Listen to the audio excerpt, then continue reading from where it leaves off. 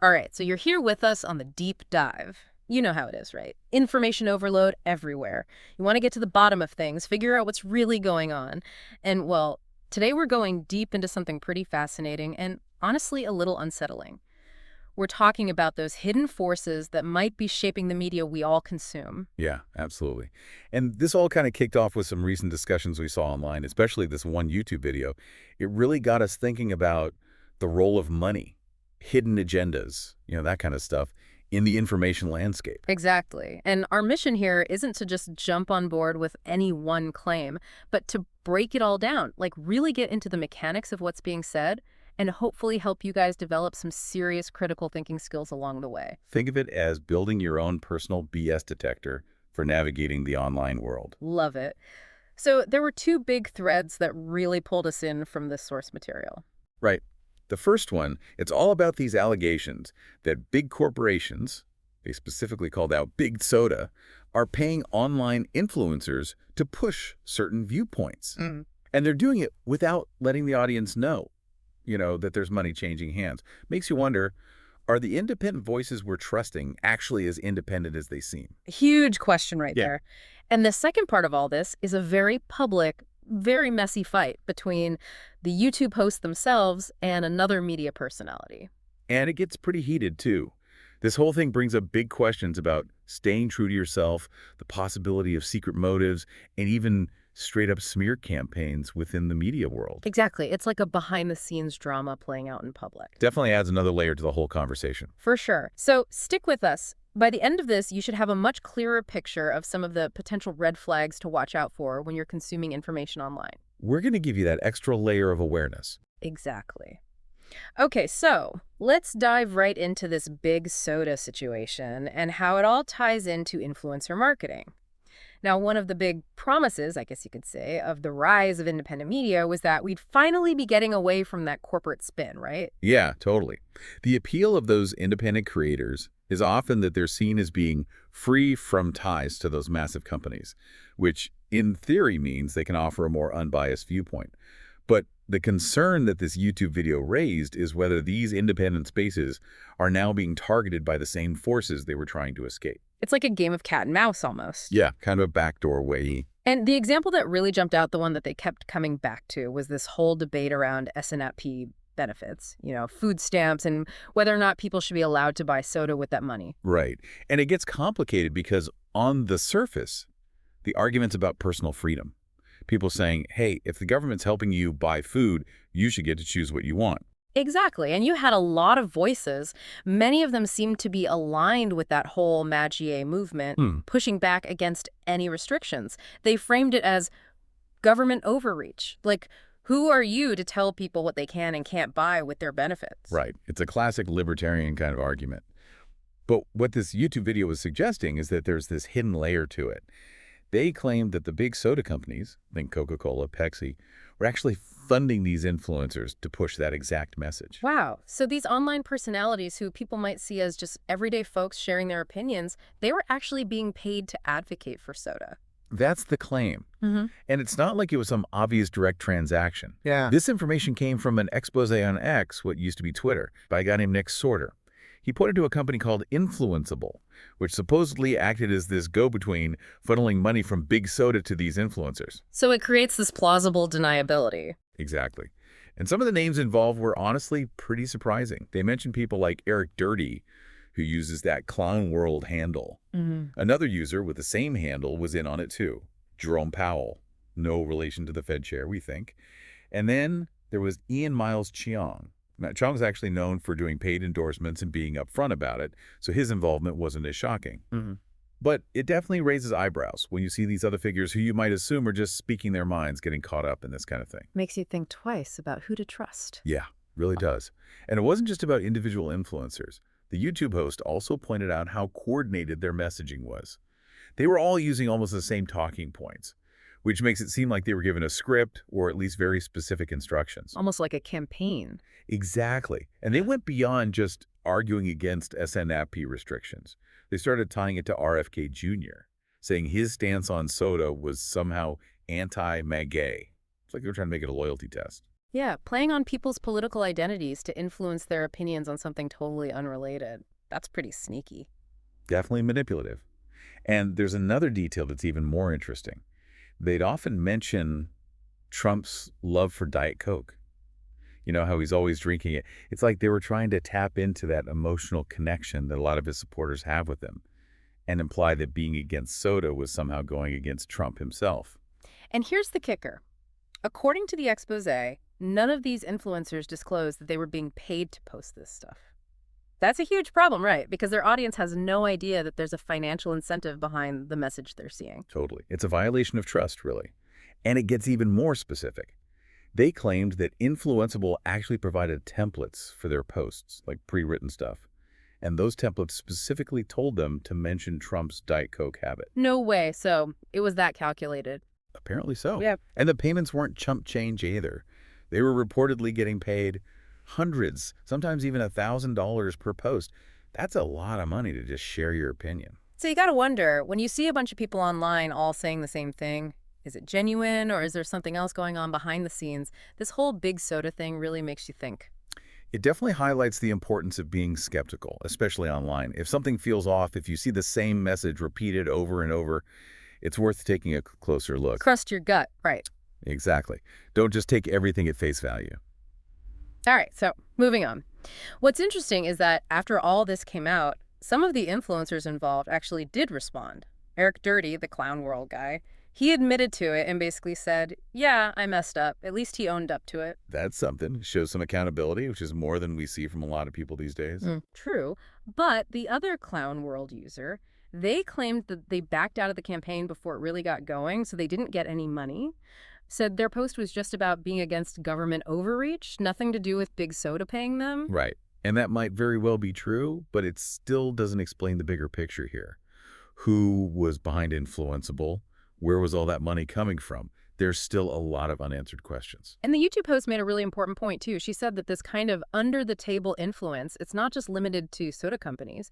It could be happening with all sorts of policies, even targeting specific people. They even mentioned Thomas Massey as a potential example. So this is bigger than just soda. Oh, yeah, for sure. Oh. It has huge implications for how we interpret the information we see every day. Okay, so let's shift gears a bit and talk about that second big thread we mentioned.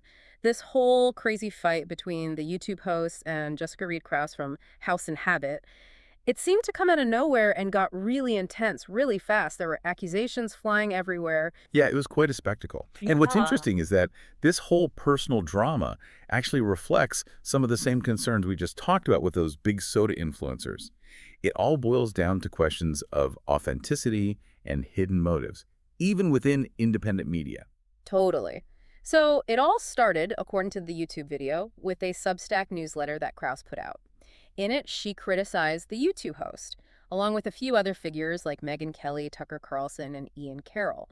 And the YouTube host felt that a lot of the criticism was just baseless, like stuff pulled out of thin air.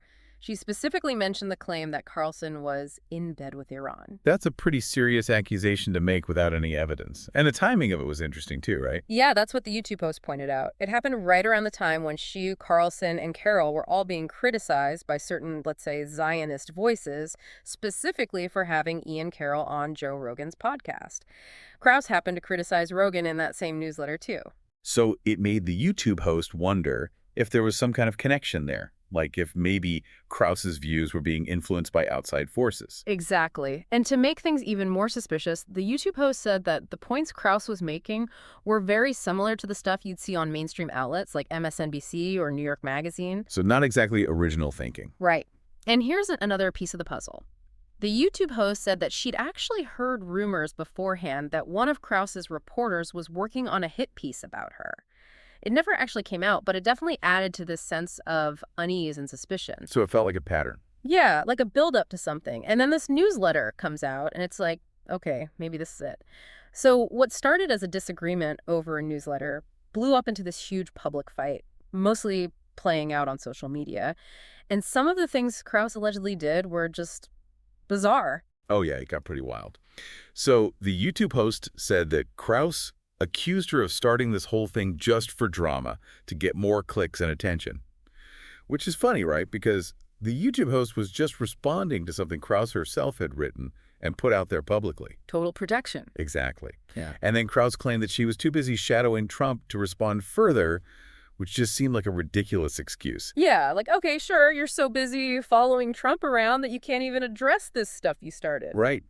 And it gets even weirder. Apparently, Krause randomly claimed that Trump had blocked the YouTube host on social media, which turned out to be totally false. So it was like she was just throwing things at the wall to see what would stick. Exactly. And then one night, late at night, Krause shares this supposed insider info from a White House source, claiming that the YouTube host had been banned from the White House because of anti-Semitism, which the YouTube host strongly denied, of course. It's the timing that really gets me. Late at night, a random White House source, it all just seems so calculated. Yeah, definitely raises some red flags, like why drop that bombshell then? What was the motivation there? And then there was this accusation about a Magi-themed wedding. Oh, right. The YouTube host explained that Krause had completely twisted things around. There was a photo from an after-party at Trump Winery where someone had a Make Weddings Great Again hat as a joke, but that didn't mean the whole wedding was some big Magi rally. It was just a fun moment taken totally out of context. Classic example of taking things out of context to fit a narrative. Yeah, manipulating the facts to make someone look bad. It's a common tactic. And then the YouTube host said that Krause started sending her these DMs about hiding her extreme wealth and being a hypocrite, which the YouTube host just laughed off. It all seemed really petty. Yeah, like grasping at straws. Totally. And then she got accused of pivoting her brand for covering Blake Lively. Like that's some kind of crime. Right. It's like you can't talk about anything else now. It all just felt really territorial. And then the attacks got even more personal, focusing on a comment the YouTube host had made about Meghan McCain. Right. The accusation was that she just randomly called Meghan McCain clinically obese, which sounds really bad when you put it like that. Yeah, pretty harsh taken out of context. Exactly. But the YouTube host explained that Krause left out the entire context of the comment. It was during a discussion about how people who weren't comfortable with the COVID vaccine, often called anti-vaxxers, were being criticized by McCain. And the YouTube host's point was, why should anyone take health advice from McCain over someone like Joe Rogan, who's super into health and fitness? The clinically obese comment was made in that specific context, not as some random attack on McCain's appearance. So it was more about challenging her authority on health matters than just being mean. Exactly. And the YouTube host was actually defending the views of those anti-vaxxers at a time when they were facing a lot of backlash from the mainstream media and the whole neocon crowd. So understanding the context is crucial here. It completely changes the meaning of the comment. Totally.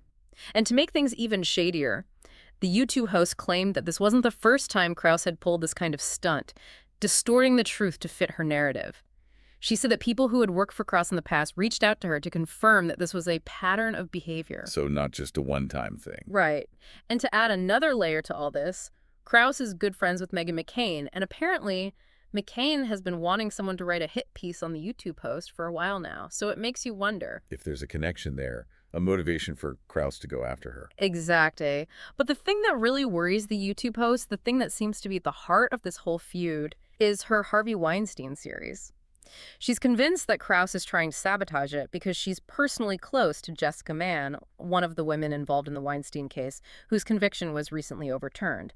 And the YouTube host feels like that personal connection could be influencing Krause's actions. It's hard to be objective when you're that close to someone involved in something so sensitive. Right. And what's really messed up is that the YouTube host actually paused her Weinstein series at one point because Krause, acting all friendly, connected her with Jessica Mann. But Krause didn't mention that they were close friends or that she herself had doubts about Mann's claims. So there's a lack of transparency there, which can really damage trust. Exactly. It made the YouTube host feel like she was being manipulated. And that brings us to the final chapter of this whole saga, which involved Krause launching a preemptive attack on her own former best friend. Yeah, it's like straight out of a soap opera. The YouTube host described these really nasty Instagram posts that Krause made, basically suggesting that her friend was mentally unstable. And she believes Krause did it to try and discredit her friend in case she ever spoke out about anything. Even though, according to the YouTube host, her friend didn't say anything at all. So just a complete character assassination. Yeah, pretty much. And it gets worse. Krause apparently sent a really personal, really nasty message about this friend's family to the YouTube host publicist. Yeah. It was so bad that it completely destroyed any remaining trust between them. This whole situation really drives home the point that even within independent media, you have to be careful. There can be personal agendas, hidden motives, all sorts of things that can affect the information you're getting. It's like a reminder that everyone has their own biases and their own reasons for doing what they do. Absolutely.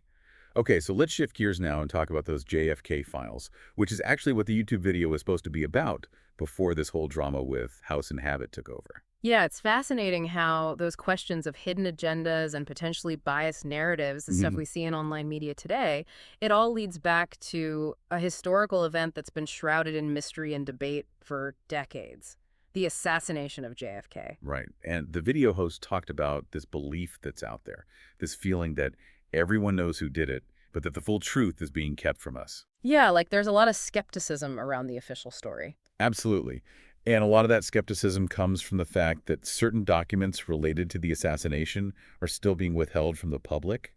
It feeds into all those conspiracy theories. So the YouTube video brings up this article by John Loftus in Ami magazine, an Orthodox Jewish magazine, and his book, The Witness Tree. The host was actually having trouble getting a copy of the book, which she found pretty interesting in itself, like it was being suppressed or something. Right. And Loftus has a pretty interesting background himself.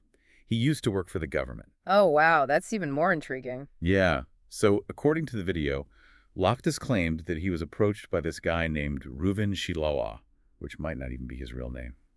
He was supposedly a founding figure in the group that eventually became the Mossad, Israel's intelligence agency. So we're talking about some serious intelligence stuff here. Definitely. And the story that Loftus tells in The Witness Tree is pretty wild. It involves the Dulles brothers, Alan Dulles, who later became the head of the CIA, Prescott Bush, George H.W. Bush's father, and Nelson Rockefeller. Wow, those are some big names. Yeah.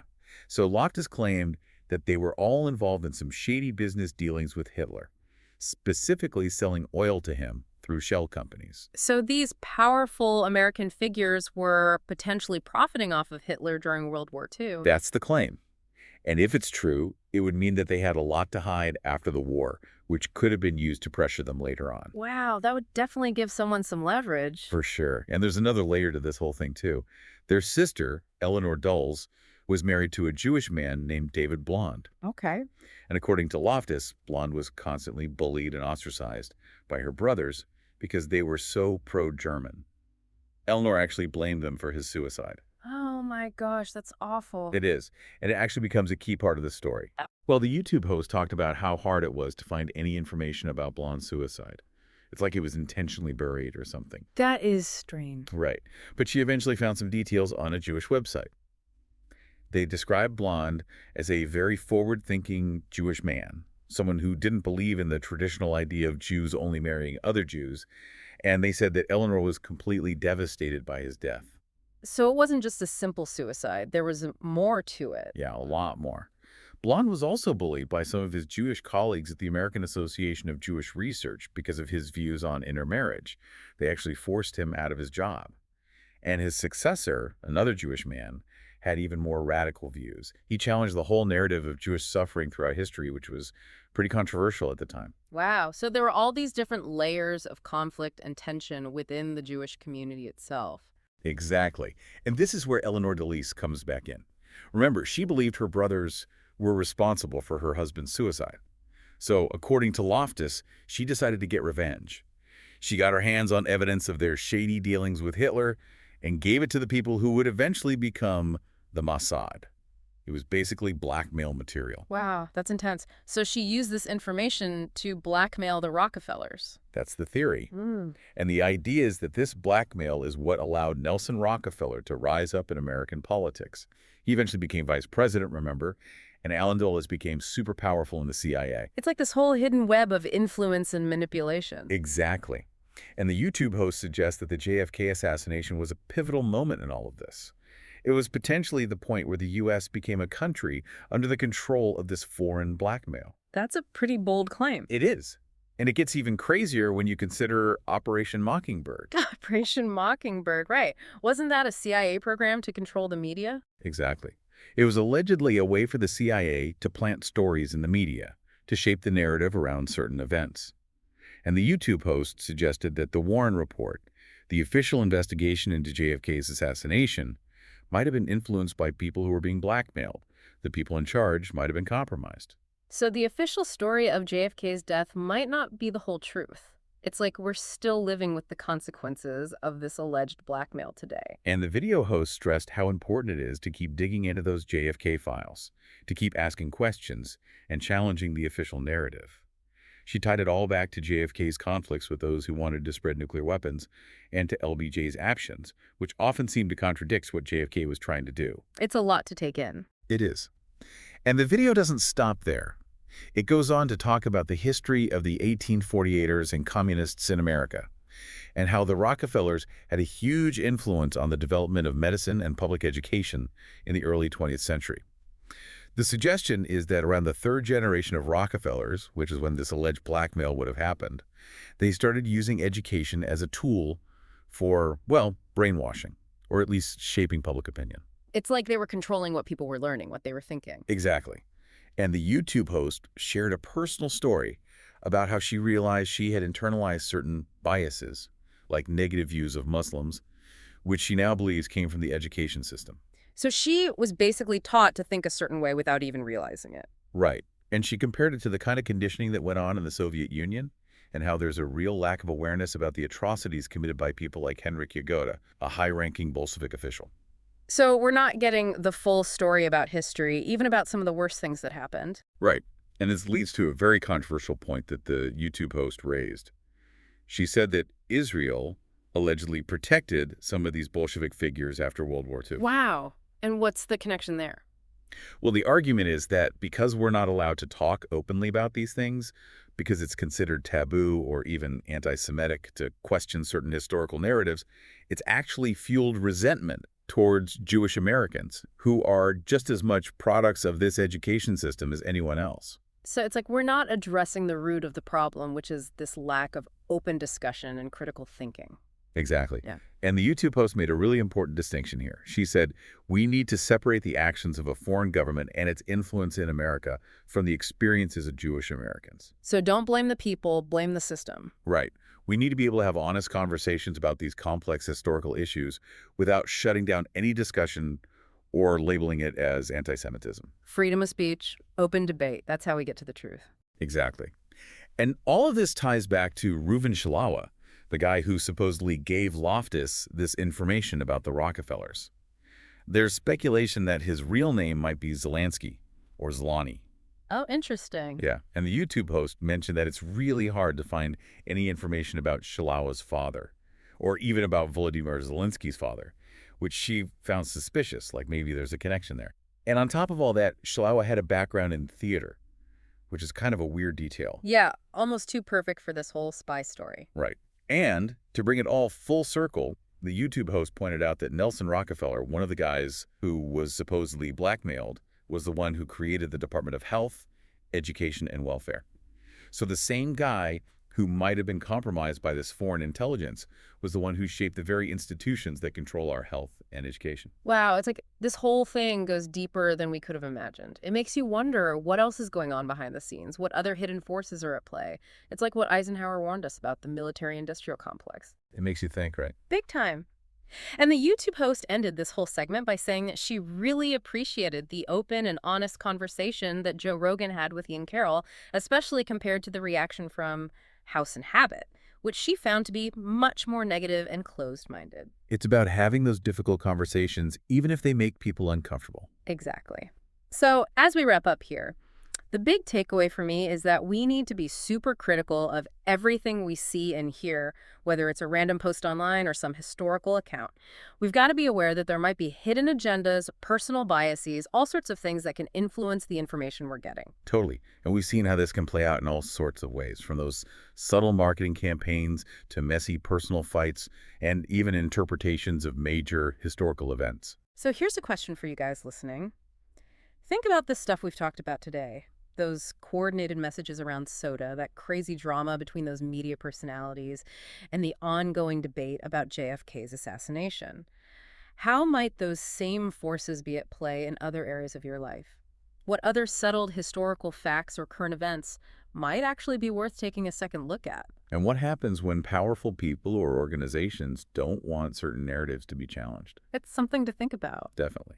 Keep those questions in mind and never stop digging for the truth. Thanks for joining us on the deep dive. Keep that curiosity alive, and don't just accept everything you hear at face value. There's always more to the story.